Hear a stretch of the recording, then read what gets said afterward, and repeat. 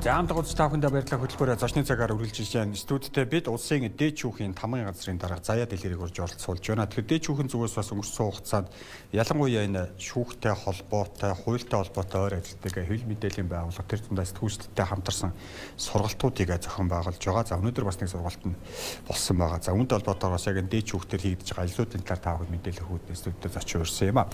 Урьдчилсан баярлалаа. Баярлалаа та. Тэгэхээр ер нь шүүхийн үйл ажиллагаа ер нь яг иргэдэд хүргэдэг гол гүүр бол одоо манай салбарын байгаа. Тийм ч бас та бүхэн хамтарч ажиллаж байгаа болов. Энэ хамтыг ажиллагааны гол зорилго үндсэн одоо хүсэж байгаа үр дүн гэвэл нь юу байна? Яагаад заавал сэтгүүлчтэй ингэж илүү мэрэгшүүлээд байгаа юм? Шүүх өөрөө нөгөө шударга одоо ажиллах хэвээр. За энэний тулд нэгдүгээр хараа тус бие даасан байх хэвээр. За энэ хараа тус бие даасан байдлаа бол бас нотлон харуулж явах хэрэгтэй гэдэг юм зарчим байт юм л да. Тэгээ тэр утгаараа бид нар хараа тус бие дааснаар асуудлыг шударгаар шийдэж байгаа шүү гэдгээ нотлон харуулах нэг арга зам нь одоо олон нийтийн хэвлэл мэдээллийн хэрэгслэр одоо үйл ажиллагаагаа таниулах. За одоо энэ мэрэгчсэн сэтгүүлчид ялангуяа энийг өс соргог бөгөөд мэрэгжлийн түвшинд анзаарч энэ одоо ил тод нээлттэй байдлын төвшинг сахиулахад хувь нэмэр оролцоогоо оруулж нөгөө талдаа яг шүүхийн үйл ажиллагааны талаар иргэд юу мэдхийг хүсэж байна тийм ээ. Энэ мэдих хэргийг хангах. За нөгөө талдаа бас одоо нээлттэй бод байдлыг яригдахад нөгөө талдаа бас одоо хүний хувийн мэдээлэл нууцлал ч юм уу төрийн нууц гэдэг мэт олон асуудлууд хөндөгдөж ирдэг. Энэ дээр шүүгч сэтгүүлчид өөрсдөө бас нөгөө хууль эрх зүйгээ баримтлах энэ ойлголтууд танин мэдхүү одоо мэдээллийн эрх зүйн мэдлэг мэдээлэлээ сайжруулахад ч гэсэн одоо шүүхийн байгууллагатай хамтарч ажиллах ийм шаардлага ер нь гардаг. Энэ бол олон улсад ч гэсэн ерөөсөө байнгын хийдэг үйл ажиллагаа. Тэгээд манайд бол манай дээд шүүхийн тамган газар бол энэ дээр бол нэг үндсэн чиг үүрэг энэ нээлттэй тод байдлыг хангахад чиглэж ажиллаж байгаа.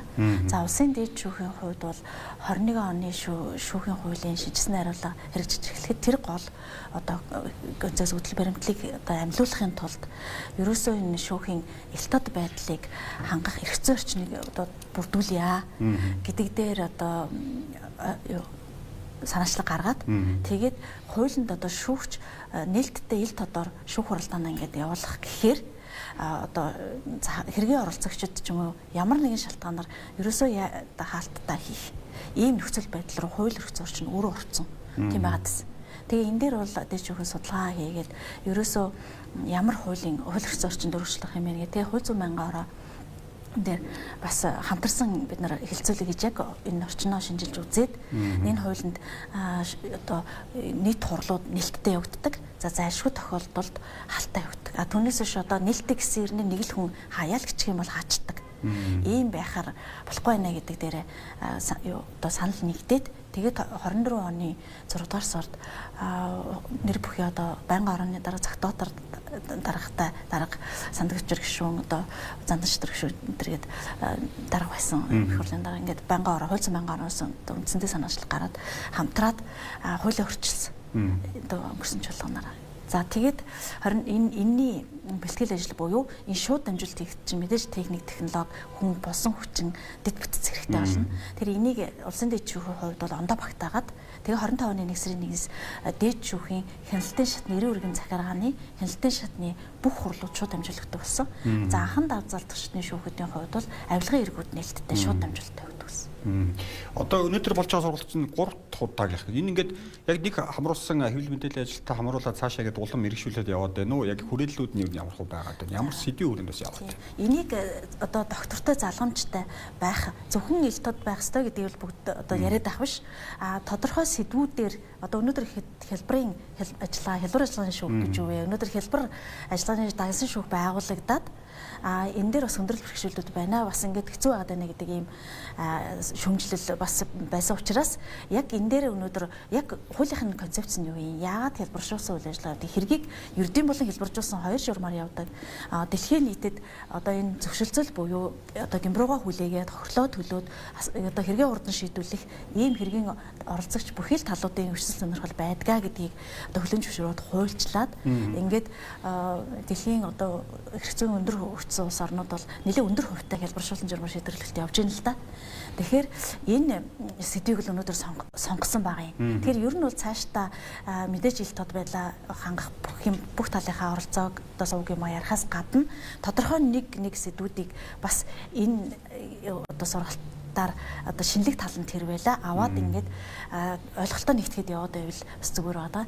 За энэ олон улсын хамтын ажиллагааны хөгжлийн хамтын ажиллагааны байгууллага гэдэг IDLO гэдэг байгууллага энийг одоо үе шаттай авч явж байгаа сургалтуудыг бас аваад яваад байгаа. Өмнөх хоёр сургалт буюу мэдээллийн үйл ажиллагаа нь шүүхийн ерөнхий зөвлөл дээр болсон. Өнөөдрийнх нь бол улсын дэд шүүхтэр болж байгаа. Тэгээ улсын дэд шүүхээс хялбар ажиллагааны шүүхээс урьж оролцуулж байгаа. Тэгээ хялбар ажиллагааны шүүхийн таман газрын дараа өнөөдөр нөхцөл байдалтай холбоотой маш дэлгэрэнгүй мэдээллийг бас оролцогч төгсөн байна. За бид нар тулгардаг нэг асуудыг л одоо хамгийн дөрөнд асуусан зүг баг. За цагдаа дээр очихоор шалгагдаж байгаа учраас дэлгэрэнгүй мэдээлэх боломжгүй.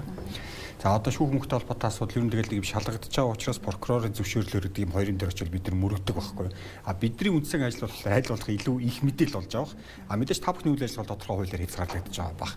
Энэ нэг очиод мөргөлддөг энэ ханыг одоо яаж нэг гоё эвтэйхэн байдлаар зохицуулах боломж юу байдаг юм бол одоо чинь мэдээж хуулийн хүрээнд хаалттай ирүүдэл хаалттай байдаг л баг. Гэхдээ бас нэг ялангуяа нэг анхаарал татсан өдөр очихоор прокурорын зөвшөөрөл гэдэг нэг юм дээр очиод бид нар хан мөрөгчдөг байхгүй. Энэ боломжуудыг сэтгүүлчдийн зүгээс бас билээ тавьдаг л байна. Тийм. За бүхэл төрийн байгууллагууд өөрийн гэсэн бас ил тод байдлыг хангахтай холбоотой бодлого дүрм журмууд байгаа. За шүүхийн хувьд одоо хоёр төрлийн одоо тойм бичиж байна л да. Нэг нь шийдвэрээ тайлбарлаж байгаа. Шүүгч одоо яагаад ийм шийдвэр ямар үндслээр ийм шийдвэр гаргаваа гэдгийг тайлбарлаж 3 оны дотор яралтай тойм гаргаснаар одоо ойлголт бас зэгцэрж байгаа байхгүй. Нөгөө нэг одоо төрлийн мэдээлэл бид нар процессын тойм мэдээллүүд гэж гарч байгаа. Процесс гэдэг чинь яг таны хэлснээр нөгөө хугацаанд нь түргэн шуурхаа.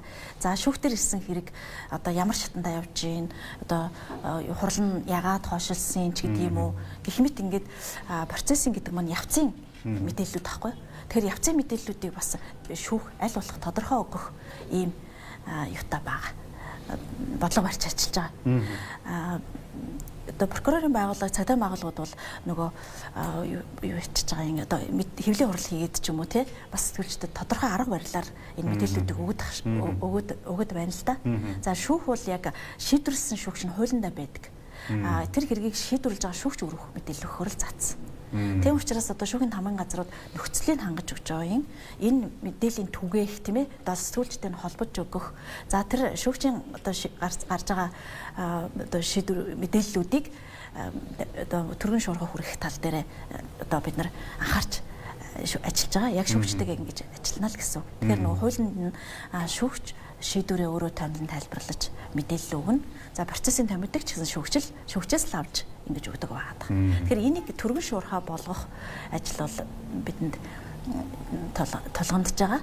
Тэгээд энэ мэдээллийг бол 3 байгууллагаас өгч байна л доо. Улсын дэд шүүх бол өөрийнхөө одоо төвшөнд шийдвэрлэж байгаа процесс одоо явц одоо юу гэдгийг энэ шийдвэрлсэн мэдээллүүдийг өгчдөг бол яг ийм төрлийн мэдээллүүдийг бол шүүхийн ерхий зөвлөл анхан давзалтчны шүүхүүдийн тамгын газруудыг одоо зохион байгуулалтаар хангах байдлаар одоо юуны тодорхой нөгөө сувг энэ төр холбоо харилцаагаа одоо нэлээд байлгах тал дээр. За мөн шүүхийн актем гэж байгуулга байгаа. Шүүхийн актем маань өөрөө бүх шүүгч нарын сургалт судалгаа мэдээллийг хариуцдаг байна. Тэгэхээр шүүхийн актем болохоор илүүтэй нөгөө одоо шүүхийн үйл ажиллагаанд явж байгаа тийм доктортой статистик юм уу тодорхой мэдээллүүдийг өгөөд яг өдөр тутмын мэдээллийг шүүхийн намын газрууд нүүрсдэг байх байдлаар зохион байгуулдаг. Тэр чинь явж байгаа. Одоо шийдвэрийг шийдвэрлсэн хэргийг тухайн шүүгчийн заавал өөрөө мэдээлэх юм байна. Мэдээж одоо эцсийн шийдвэр гаргаж байгаа учраас тэр шүүгчийн гаргаж байгаа тойм гэж нэрлэдэг шиг байна та хэд тий. Тэрийг одоо юу гэдэг арай нэг энгийн хүмүүст ойлгохдохоор яг тэгэхээр ингээл харах гэхээр тэдгээр тим хуулийн тэдэд зааснаар тэд ерөөсөө баахан тоо явчихаа иргэд тэрийг ингээд дээш ташаа гүйдэж уушаад нэлээд хөвгтэй байдаг. Зүгээр нь тийм энгийн гэдэг юм уу хэллэхээр гаргах боломжууд нь хэр байдаг юм бол. За энэ дээр тэр тойм гэдэг нь өөрөө нөгөө тэрийг хэлдэг юм. Заавал огт хуулийн заалт заахгүйгээр хуулийг иргэнд ойлгомжтой болгож тоймсны бид нар тойм гэж ярьдаг байгаа юм. Шийдвэр дээр бол эрсдэл тэргүү хуулийн заалтад энд бүх юм ингээ байж байгаа. За ахаад дээд шүүхээс сайн нэг нэмэлт нэг боломж одоо юм нэвтрүүлсэн нь улсын дээд шүүхийн цахим хуудсан дээр хиймэл оюунаар шүүхийн шийдвэрийг өөртөө одоо маш ойлгомжтойгоор томилж унших юм систем нэвтрүүлсэн сая.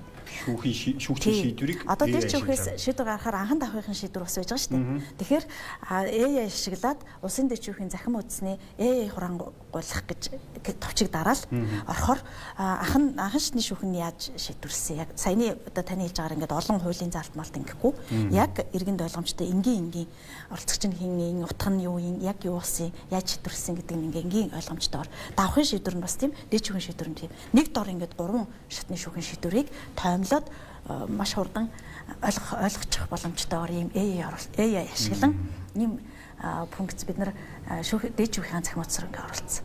За мөн дээд шүүхийн захим хуудсан дээр бид нар сая одоо хэмлэл оюухан ашиглаад утгачлсан айлт оруулсан байна. Тэгэхээр хүн ер нь одоо хүнд гэмтэрэг ч юм уу ийм төрлийн гэмтэргийг дээд шүүх одоо яаж шийдвэрлээд байна? Эцсийн шийдвэр шүү дээ дээд шүүхийн шийдвэр. Тэр тэрийг харъя гэх юм бол бас утгачлсан хайлтар ингэх юм бол эргэн хүн ч гэсэн би энэ эцсийн дүндээ ингэж шийдвэрлэх тийм байна гэдэг одоо магадлалыг тийм холбогдолтой шийдвэрүүд нь тэр утгаар нь гарч ирж байгаа байхгүй бүгдээрээ. Тэгэхээр тэдний бас ингэж дахиж харамж болно. Нөгөө хурангааруугаар оруулж агаад хурангуулж болно. Инхээр маш хурдан хугацаанд хэмэл оюухан ашиглаад дээд шүүхийн тогтвол шийдвэрлэлүүд тэр одоо хүн үзэх харах судлах бүр судлаачид ч гэсэн энэ дээр маш олон шийдвэрийг богино хугацаанд одоо судалгааны ажил хийхэд ашиглах ийм өргөн боломжийг бид нар нэвтрүүлсэн байна. За тэрийг шууд дамжуулалтууд бол ялангуяа манай салбарынханд бол маш их амар байгаа. Тэгвэл та сая л бас техник хэрэгслийн асуудал байдгийг төрөл мэдээж ойлгомжтой байх. Энийг цаашаа өшөө илүү хөгжүүлэх боломжууд нь юу баам бол тэгээ явж идэл хинийх нь хүсэж ингээд нэг одоо бидний нэл тэр опшийг нэг тавьчаал заал нь харуулж байгаа хин юу ярьж байгаа мэддэхгүй хин ямар шийдвэр гаргаж байгаа мэдхгүй байж байгаа. За хаалтаа гэдэг шууд хаачдаг. Нэг иймэрхүү юм байгаад энэ зохицуултууд нь юм яаж явдаг юм. Энийг илүү боловсронгуй болгох боломж байна. Тийм. За энэ боломжийг бол улсын дэд шүүхтэр бол дуу дүрсний чанар стандарт бүр одоо телевизийн түвшинд одоо шаардлага бид нар хангуулад тэр танигдахгүй сонсогдохгүй гэсэн ойлголт байхгүй. За дээд шүүхийн тамган газраас бол энэ асуудлыг бол шийдвэрлэсэн. За анхан давзаалтах шатны шүүхүүдийн төсвөн тусдаа шүүхийн ерхий зөвлөл дээр нэгтгэгдэж усын төсөвт тусгагдаж явдаг. За хууль зүйн байнгын ороогоор шүүхийн төсөв урьдчилсан байдлаар хянагдаад тэрийг нь одоо сангийн ам нэгтгэх гэдэг хуулийн тусгаалсан зохицуулт байдаг. Одоо хараа тус байдал одоо бие даасан байдлыг хангахын тулд одоо шатшиндаа гасдаг байдлыг л байхгүй болохгүй байгаа байхгүй. За тэгэхээр саяны миний тэр одоо анхан давзаалтах шатны ягаад төсөв хүндчихв гэхээр нөгөө техник тоног төхөөрөмжийн хангамж байр танхимын хүрэлцээ гэдэг шиг өнөөдөр шүүх ингээд одоо шүүх хуралдаанаа хүлээгээд олон шүүх хурал ингээд ар араасаа хойшлоод нэг хурал хойшлоход л бүх хурал ингээд заал танхимаасаа болоод ингээд хойшлж идэг. Өмгөөлөгч нар хүртэл одоо бид нар одоо хойшлуулах хүсэлт тавиад байгаа юм бишээ. Одоо шүүхтэр ингээд танхимууд нь хүрэлцэхгүй ар араасаа ингээд бидний төлөвлөсөн хурлууд хүртэл ингээд багтахгүй нэг шүүхээс нөгөө шүүхтэр очиж амжихгүй. Ийм байдлаар одоо шүүхийн ачаал ингээд явагдаж байна гэдэг ингээд байгаа. Энэтэй адилхан дуу төрсний дамжуулалтар бас ялгаа авахгүй нөгөө тоног төхөөрөмжийн хэрэгсэл. Тэр энэ дээрээс бол дээд шүүхийн манай таман газраас яг н одоо нөгөө өөрөө нөхцлөө шийдсэн байгаа юм чинь бас нэг туршлагаараа за ийм төвшөнд ийм тоног төхөөрөмж ордог юм биш үү? Ийм одоо сургалт тэр одоо болсон хүчин одоо ажилтан маань ийм шатны мэдлэгтэй байж их юм бол ийм дамжуулалтын ингээд нэг ийм төвшөнд хийгээд ээж болох юм биш үү гэдэг доод төвшний стандартыг гаргацсан. За энэ ийм мөнгө төгрөг төсөв орох нэ гэдгийг ингээд шүүхийн ерхий зөвлөлдөө бас бид нар хүргээд манай таман газраас ингээд дээд шүүхээс энэ барьж байгаа энэ одоо ил тод байдлын бодлогыг улс орон дээр бүх шүүхүүд л хэрэгжүүлмээр байна. Тэгэхээр энэ дээр бол бид нар бас ийм болох хэмжээндээ ингэж хамтарч ажиллаж сургалт одоо мэдлэг мэдээлэлээ гаргацсан бие биедээ өгч ажиллаж байгаа. За ил тод байдлын тухайд за яг үндсэн 3 тулгуур бодлого гэж тав хэлээд байгаа шүү гэн тий сахилгын хариуцлага хараад бус байдал за ил тод байдал. Энэ хараад бус байдал өнөөдөр яг тамгын газрын зүгээс сайжруулахын тулд ямар хөө арга хэмжээнүүдийг авч байдгийг болоо зүгээр хараад бус байдал гэдэг нь одоо шудраг байдалтайгаа шууд холбогдох гэдэг шүү дээ. Зүгээр би саяхан аль телевизээр гарч ирэл дээ нэг хүүхдүүдийн мэтгэлцэн тэр нэг дөрөв курсын л оюутнууд байсан. Зүгээр л ингээл мэтгэлцэл нэг сэдвүүнд ярилцж байхдаа нэг оюут хэлж байгаа. Өнөөдөр Монгол улсын шүүх ямар байгаа бол бүгд мэдчихэж байгаа. Тийм учраас бүгдээрээ л одоо ингээд тийм насны хүүхэд ингэж ярьж байхад бусд нь яах вэ гэж би зөв эргүүний үед бодож ирсэн байхгүй. Тэгэхээр яг энэ хараат бус байдал, шүүхийн шийдвэрийн шударга байдал гэдэгт тамийн газраас хийж байгаа ажлууд юм. За энэ хараат тус байдлыг бол цэвэр одоо шүүхийн ерхий зөвлөл тэгээд тамийн газар хангах хэрэгтэй. Хараат тус бие даасан байдлыг энэ төсөв санхүүдэйгээ хөвчлэн холбогдож ингэж тавигддаг. Хараат тус байдалд болохоор байр танхим, цалин хөлс гээд нийгмийн асуудал бүгд орж байгаа юм л да. За энэ нь наад зах нь хангагдсан байх хэрэгтэй гэдэг асуудал хараат тус талаас тавьж байгаа. Нөгөө талдаа бас улс төрийн болон нийгмийн одоо шүүхрүүд дайрч байгаа гэдэг юм уу тийм ийм зүйлүүд бас олон улсад ч гэсэн энийг бас үнэлдэг, хэмждэг одоо энэ хэсэг төртөл гарч ийн л да. Одоо бусад засаглалаас гүйцэтгэх хууль тогтоох тийм энэ бусад засаглалуудаас одоо шүүхэд нөлөөлөх нь хэр байгаа юм?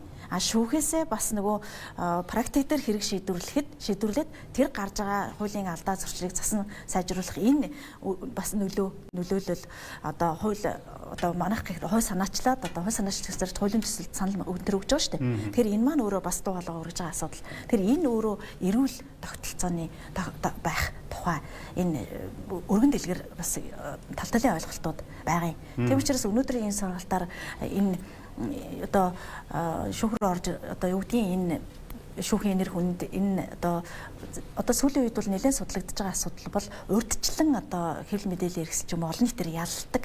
Тэгээ шүүгчийг одоо түүндээ тулган шаарддаг тийм ийм олон улсад ч гэсэн ийм юу байд юм бэ? Технологи гэх юм уу, ийм үзэгдэл байд юм бэ?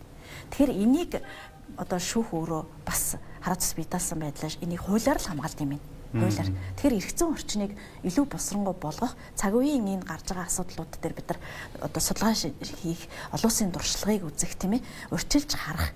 Ингээд одоо энэ гурван засаглалын хоорондын тэнцвэрийн асуудлууд, за бас энэ бусад засаглал нь бие биенийхээ одоо энэ хараат тус байдлыг яавал хүнддгийг яавал хүндэхгүй байх боломжтой юм бэ гэдэг дээр бас мэдээллийн ачааллууд ч гэсэн бас өндөр байна. Түүнийд одоо та бүхний зүгээс магадгүй за бид нар хараат бус ажиллахын тулд хуулийн энэ заалт бид нар цаадлаад байна. Энийг ингээд өөрчилж чагаад магадгүй хууль зүйн байгууллагын дарагт ч юм уу хандаа 5 хүнчтэй мэргэжлэх хүмүүс шүү дээ. Ингээд явдаг ажлууд тамгийн газраас хийгдэж байгаа ажлууд. Тийм. За ийм чиглэлээр бид нар одоо яг шүүхийн тухай хуулинд энэ 21 онд шинжилгээ хариулсан. За үүнээс хойш сая захимжилт болон элтод байдлаар нэлээд том төлөөр өөрчлөлтүүд орсон. За одоо энэний дараа тэгвэл ямар өөрчлөлтүүд орох ёстой вэ гэхээр зэрэг шүүхийн процессыг сайжруулах, шүүх өөрөө чанар үр нөлөөгөө одоо үнэлдэг. Одоо Европын албаны тэр стандартуудыг нэвтрүүлж ирэхгүй бол нөгөө юу гэдэг субъектив зүйлс энэ рүү одоо энэ тогтолцоонууд руу орж ирээд байвал өөрөө тогтолцоогоо бас эмзэг болох илтэй. Учираас академик байгууллагуудтай хамтарч ажиллах. Шүүхийн академич гэсэн энэ дээр бас шүүгч нар судалгаагаа академиараа хийлгэх. Одоо хууль тогтоогч нарт бас саналаа хөргүүлэх энэ чиглэлийн ажлууд бас нэлээх төлөвлөгдөж байна. Төрөнгийн асуусан одоо улсын төсөв хилцэгдэнэ. Тэгэхээр шүүхийн төсвийг бол хилцдэг одоо төрөний тэр хуулийн хамгаалалт процесс энэ ер нь бол одоо дарга туршлагууд байна л да хуулиндаа босрон болгоод энэ дээрээ ч гэсэн бид нар бас төсвийн хууль руу бас яг өөрчлөлтүүд хийж өгөхгүй бол энэ сангийн яам маань өөрөө бас ажиллахад хүндрэлтэй шүүхийн хуулийг барих уу төсвийн хуулиа барих уу гэдэг ийм бас гарч байна гэж бас ярьдаг. За хууль зүйн байнгын орооч гэсэн ингээд байнгын орооных нь өөрийнх нь бүрийн эрхийн хүрээнд шүүхийн төсвийг одоо хилцээд за ийм хэмжээнд байна гэдээ ингээд өгцөн байж тал засгийн газар дээр нөгөөх нь хасагтад ороод ирэхэд хууль зүйн байнгын орооны гишүүд хүртэл бидний одоо ингээд хилцээд өгсөн бүрэн эрхийнхаа хүрээнд шийдвэрлсэн асуудал яагаад ингээд өөрчлөлтөд явж байгаа. Бид нар шүүхэд ийм одоо хүлээлт байсан шүү дээ, ийм өөрчлөлтөө хийх байсан шүү дээ гэдэг асуудал бас хөндөгдөөд ингээд явж байна. Тэгэхээр энэ бүхэнд эрх зүйн орчингой босронгуй болох юм шаардлага.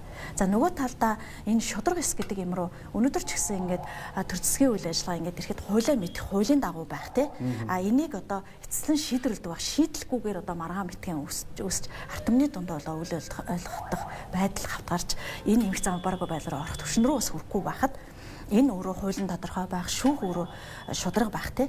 Гадны хөрөнгө оруулагч нар ч гэсэн одоо Монгол улсад хөрөнгө оруулъя гэвэл ерөөсөө энэ миний хөрөнгө Монголд хамгаалагдах хэрэгцээ орчин байгаа юм уу? Шүүх нь хараад бус юм уу?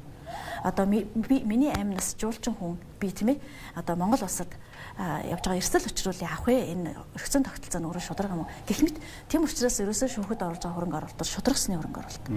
Энэ хүний эрхийн одоо баталгааг хангах энэ том одоо тогтолцооны нөгөө хамгийн одоо эцсийн баг нь өөрөө шүүх одоо ялангуяа дээд шүүх бол энэ хараа тус байдал, бие даасан байдал маш сайн хангагдчихэж энэ дээд шүүхээс гарч байгаа эцсийн шийдвэрүүд, тайлбарууд тийм ээ бас одоо шинэ хуулиар чинь хуулинд одоо холбогдох салбарын хуулиудаа дээд шүүхийн саналыг заавал авна гэдэг эрх зүйн орчин орсон байна. Тэгэхээр дээд шүүх өөрөөр хууль эрх зүйн орчиндоо саналаа өгөх энэ бүх үйл ажиллагаа нь өөрөө одоо нөлөөлөлгүй судалгаа шинжилгээнд үндэслэлсэн тийм ээ шүүхээр шийдвэрлэгдэж байгаа тэр олон шүүхүүд шийдэж байхад энэ бүхэл өргөд одоо ингээд шийдэгдээд одоо олон шүүхүүд янз янзаар шийдэгдээ явж байгаа бол тэр нэгдмэл хэрэглээгээр тэр шудраг хэсэг тогтоох тийм энэ зүйлүүд рүү бас ингээд хөгжил твшил маань тогтолцооны маань шинжил явах юм аа. Энэ бол тасралтгүй үргэлжлэх процесс юм а гэдэг дээр бид бүхэн анхаарч ажиллаж байна. Эцсийн шийдвэрээс одоо нэг цаг үеийн асуухгүй болохгүй байна. Өнгөрсөн 7 оноос чи бид нар эхлээд улсын их хурлын чуулганы уралдааны дэг судлаач боллоо баах хууль тайлбарласан хүмүүс. За араас нь одоо засгийн газрын үндсэн хууль гэдэг үндсэн хуулийн дээр заасан заалт үндсэн хууль судлаачид боллоо. Одоо энэ 7 оноос дахиад 20 судлаачид болж байна л та. За тэгээд дээр ЦЦ ахаад ингэ судлаа явж байна. Зүгээр л өөр өөртөө ингээл нэг заалтан дээр л тал талаас нь тайлбарлаад байгаа. Энэ олон улсад одоо магадгүй бид нар жишээ авсан гэдэг Герман улсад байдаг үзэгдэл юм уу? Нэг хууль чинь нэг л янзаар ойлгогддог юм уу? Энэ юу нь яг юун дээр бид нар алдчихад ингээл нэг зүйл залтыг хоёр талаас нь ингээл тайлбарлаад 9 шийд толгой яваад байдаг. Хууль ер нь эрх зүйн тогтолцооныхаа хөгжлийн явцад нэгдмэл хэрэглээ буюу нэг ойлголт руу чиглэж хөгжин мэдээж хэрэг. Энэ болтол бас бид бүхэн одоо хууль эрх зүйн орчингоо босонгоо болгоод л явж байгаа. Тэр үндсэн хуулийг зөрчсөн үгүй юу гэдэг үндсэн хуулийн маргааныг яг үндсэн хуулийн зөвхөн үндсэн хуулийн цэцэл эцсийн шийдлийг үндсэн хууль зөрчөөгүй юу гэдгийг гаргаж өгөхийг зэтгүүлсэн байна. За бусад одоо органик бүх хуулиуд шүү дээ тий. Үндсэн хуулиас бусад хуулиуд дээр бол энэ нэгдмэл хэрэглээ буюу хуулийг өөр ойлгож тайлбарлан хэрэглээд байгаа юмыг цэгцэлтлэх нэг одоо мөр утгаар нь ойлгох. За тэгээд одоо тэр хэрэглээг бол улсын дэд шүүх хэрэгцэж байгаа. Үндсэн хуулийн цэц. Бусад хуулиудыг нэг ойлголтоор хэрэглэх. За хууль нь үнэхээр одоо нэг ойлголтоор хэрэглэх боломжгүй байвал хуулиа боловсронгуй болох асуудлыг мөн л одоо энэ байгууллагуудын одоо тайлбар шийдвэр одоо юу гэдэг эндээс нь харж агаад хууль тогтоогч өөрөө бас засаад явах болцоо боломж нь гарч ирдэг. Шүүгүүд идэхийг иргэдийн дээшлүүлэх хөтөлбөр бол 2023 оноос хэрэгжүүлж зарж энэ хөтөлбөр маань яг одоо ямар шатандаа явж байдаг юм бол хизээд усаад ямар үр дүн гарна гэж юу тооцоолж байна. Шүүхийн шинтгэлийн хөтөлбөр. Тэрийг хэлээд байгаа шүү нэ. За шүүхийн шинтгэл хөтөлбөр өөрөө ер нь одоо яг мониторинг хийх цаг болсон гэж яригдаж байгаа. Сая 21 оны хуулиар бол нэлээд том өөрчлөлтүүд орсон. За Монгол Улсын дээд шүүхийн ерөнхий шүүгчийн сая нийт шүүгчийн чуулган дээр тавьсан илтгэлээр бол бид нар бас нэлээд тогтолцооныхоо хөгжлийн одоо хүрсэн төвшин цаашид юу тулгамдж байгаа юм байна вэ гэдгийг бид бүхэн бас нэлээд харах боломж олдлоо. За энэ илтгэлүүд бол дээд шүүхийн цахим хуудсан дээр нэлттэй байгаа. Улсын дээд шүүхийн ерөнхий шүүгч бол 3 том тогтолцооны илтгэл тавьсан. 1900 одоо 20 сая 21 оны хуулиар бол өмнөх одоо бүхэл одоо тогтолцооны олд амжилтуудыг нэгтгэж 21 оны нийт шүүгчийн чуулган дээр алсаа бас харсан одоо тэр илтгэлээр хийж жишээлбэл дээд шүүх хэмэл оюуныг нэвтрүүлэх төвшөнд хүртэл одоо ажиллах хэрэгтэй байна гэдэг алсын харааг ингэж бас хэлчихсний хүчинд одоо манай тамгын газар өнөөдөр хэмэл оюунаар нэвтрүүлээд цахим дээрээ саяны тэр юунуудыг оруулахад бол ингээд тууштай ажиллаж өнөөдрийн төвшөндө хүрсэн байгаа. Ил тод байдлын концепцүүдийг ч гэсэн сая шууд амжилтанд тэр гэсэн хэлчихсэн. За хамгийн сүүлийн сая 3 дахь илтгэлээр бол ерөнхий шүүгчийн хувьд юу хүндсэн гэхээр энэ одоо жинхэнэ одоо тогтолцооны том өөрчлөлтүүдийн өмнө бид нар ирлээ те. Энэ процессын том шинжилтүүдийг хийх хэрэгтэй байна. Шүүх өөрөө чанар өрнөлөө гэж ярьдаг болох хэрэгтэй байна. Шүүхийн одоо шүүх өөрөө тийм ээ гэдэг энэ нэмэлт одоо томоохон тогтолцооны өөрөөр хэлбэл бид тогтолцооны өөрчлөлтөөс яг жинхэнэ одоо шүүхийн агуулгын чанарын дэвшил рүү орох юм дээр ирчихжээ гэж хэлээд байгаа. Тэгэхээр чанарын дэвшил гэдэг дээр чинь бид нар юг хэлэх вэ гэхээр агуулга руугаа нэлээ орно. Одоо эрүү иргэний процесс болон процессын хуулиуд руу шинжилт хийх дагнсан шүүхийн тогтолцоо бас хөгжүүлэх. Одоо гэр бүл хүүхдийн шүүхийн одоо тогтолцоо байж хөгжихгүй явж байна. Тойролж байгаа шүүхүүдийг энэ бас чухал байгаа. За тэгээд нөгөө шудраг ёсыг богино хугацаанд буюу хамгийн бага хугацаанд чирэгдэлгүйгээр одоо иргэнд байх. Тэгээд шүүхийн шийдвэр одоо мэдээллүүдийн иргэнүүдтэй хүртээмжтэй байх. Өнөөдөр манай шүүхүүдийн одоо шүүхүүдээс мэдээллүүд яг парламентын цовг гэдэг шиг хүрч чадахгүй байгаа шүү дээ. Иргэд сошиаллаас одоо манай цахим утсыг магадгүй мэдгүй нь тэгэл одоо харж мэдчих чадахгүй байх жишээ нь. Тэгэхээр энэ хүртээмжийг нэмэгдүүлэх чиглэл рүү анхаарах цав болсон гэдэг одоо юунуудыг одоо бид нар авж байгаа л да. Шинтгэлийн бас дараа дараагийн том үе шатууд юун чиглэгдэх ёстой вэ гэдэг. Тэгэхээр шинтгэлгээд одоо бие даасан бичиг баримт бодлого гарах нь үгүй юу мэдгүй. 21 оны хуулиар бол шүүх эрх мэдлийн хөгжлийн бодлого байх ёстой гэдэг. Тэгээ шүүх эрх зөвлөлөөс одоо санаачлаад ич үхээс бас энэ дээр саналаа өгөөд ингээд улсын хурлаар өнгөрсөн жил бид нар шүүх эрх мэдлийн хөгжлийн бодлого баталсан байж байгаа. Тэгэхээр эндээ нийцүүлээд бид нар стратеги батлаад ингээд явж байгаа. Тэгэхээр энэ шинтгэлийн үе шат маань бас нэг одоо дүгнэн харах цаг үеэр нь бас бэлтгэл нь хангагдсан бахаа л гэж ойлгож байгаа. За баярлалаа үзэгчдээ бид ярилцлагаар өндөрлүүлж байна. Студидтэй бид улсын дээд шүүхийн 5 газрын дараагаа зайд хэрэгж оролцож байгаа хүн бас дээд шүүх.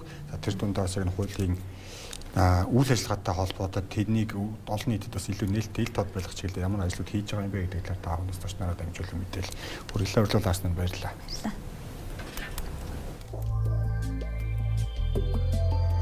Шинэлэн өдрийн мэнд төрийн үзэгчдээ анхаарал татж байгаа та бүхэнд